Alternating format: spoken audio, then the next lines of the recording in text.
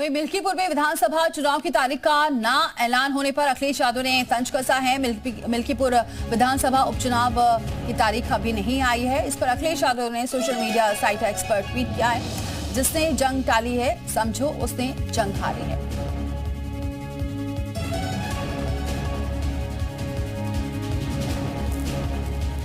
और चलिए दो सहयोगी हमारे साथ जुड़ चुके हैं। विशाल हमारे साथ जुड़ चुके हैं लखनऊ से और प्रयागराज से मोहम्मद गुफरान हमारे साथ जुड़ चुके हैं। सबसे पहले विशाल का जरा रुख करते हैं। विशाल, अभी स्थितियां बहुत बीजेपी के लिए भी है क्योंकि अभी प्रत्याशियों की लिस्ट आनी बाकी है, और दूसरी तरफ कांग्रेस और सपा में गठबंधन को लेकर भी अभी सस्पेंस बरकरार है।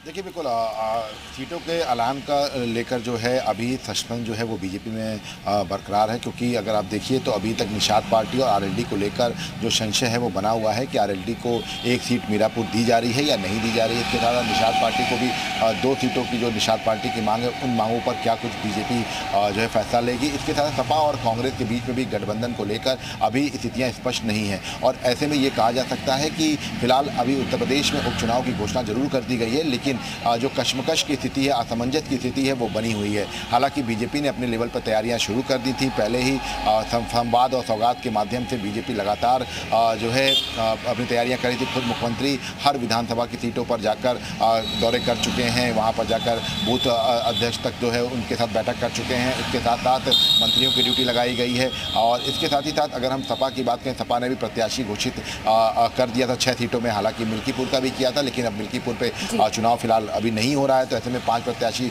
घोषित हो चुके हैं उनके, और 4 जो है वो उस पर सीटों पर क्या कांग्रेस को देगी या नहीं देगी, इन सब चीज़ों को लेकर भी संशय लगातार बरकरार है। और ये कहा जा सकता है कि उत्तर प्रदेश में उपचुनाव को लेकर जो 9 सीटें हैं उसमें चाहे वो हम करहल की बात कर लें, कटहरी की बात कर लें, कुंडरकी की बात कर लें, तमाम जगहों पर अब जो लड़ाई है वो बड़ी दिलचस्प होने वाली है, क्योंकि बसपा ने भी अपने प्रभारी पहले ही घोषित कर दिए थे, अब उनको प्रत्याशी के तौर पर घोषित कर दिया जाएगा। कांग्रेस सपा गठबंधन का क्या होगा, एनडीए के जो घटक दल हैं, जो निषाद पार्टी और रालोद, इनका क्या होगा। बिल्कुल बिल्कुल, ये संशय लगातार बना हुआ है। बने विशाल, जरा मोहम्मद गुफरान का रुख करते हैं। गुफरान, क्या लग रहा है कि ऐसी लड़ाई आप देख रहे हैं वहां पर, क्योंकि दोनों ही पार्टियां अपनी जीत का दावा कर रही हैं और तैयारियां भी बहुत पहले से कर रही हैं।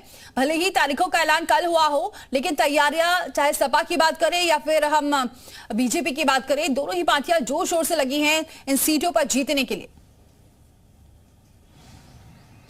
बिल्कुल, देखिए फूलपुर की अगर बात करें तो ये अपने आप में ऐतिहासिक है, लेकिन यहाँ पर जो तैयारी है, चाहे सपा की बात करें या फिर भारतीय जनता पार्टी की बात करें, दोनों अपने अपने दावे कर रही हैं। लोकसभा चुनाव की अगर बात करें तो फूलपुर सीट पर जो समाजवादी पार्टी है उसको करीब 17,500 वोटों की लीड मिली थी, यानी बीजेपी यहाँ पर 17,500 वोटों से लोकसभा चुनाव में पीछे थी। हालांकि लोकसभा चुनाव के जो मुद्दे थे वो अलग थे, ये उपचुनाव है, उपचुनाव के मुद्दे स्थानीय होते हैं, खास करके जो स्टेट गवर्नमेंट का चुनाव होता है, खास करके स्टेट से जुड़े जो योजनाएं होती हैं उससे जुड़ा चुनाव होता है। तो ये एक तरीके से ये पूरा जो चुनाव है अपने आप में महत्वपूर्ण जो योगी सरकार है उसके लिए भी है, और स्थानीय जो बीजेपी के नेता हैं, चाहे केशव प्रसाद मौर्य की बात करें या फिर समाजवादी पार्टी के प्रदेश अध्यक्ष जो फूलपुर विधानसभा से ही आते हैं, वो भी लगातार यहाँ पर कैंप कर रहे हैं। उनके लिए भी ये कहीं ना कहीं से महत्वपूर्ण हो जाता है, और दोनों की प्रतिष्ठा भी कह सकते हैं कि दांव पर है, क्योंकि अगर यहाँ पर